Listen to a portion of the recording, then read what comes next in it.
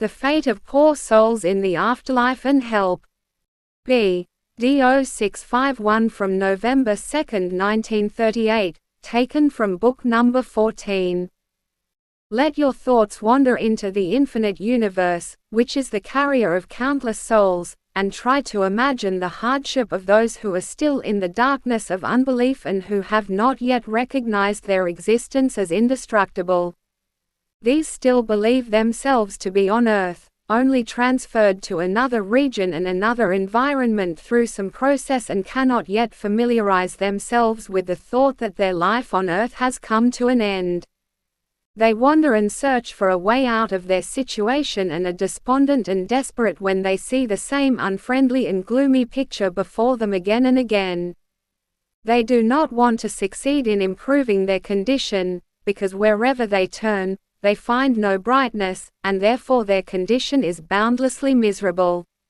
If God's mercy did not send them help, their fate would always remain the same, but even for these souls there is the possibility that they will be able to free themselves from their hardship as soon as they have recognized it and are willing.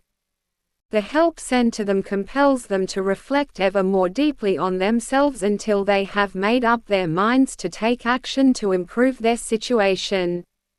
Then they will also be shown the way by the spirit beings who look after them, but who are not recognizable to them as such, and the more eagerly they follow this instruction, the sooner the change in their state will become apparent. And even the smallest success will make such a soul all the more eager as soon as it notices just a glimmer of light and begins to suspect the truth.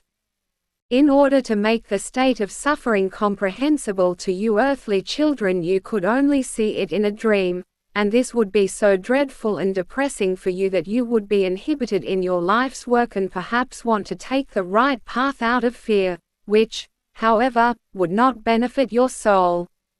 On the other hand, however, you should be aware of the pitiable situation of these souls in order to turn your love towards them and to help them through this in their adversity.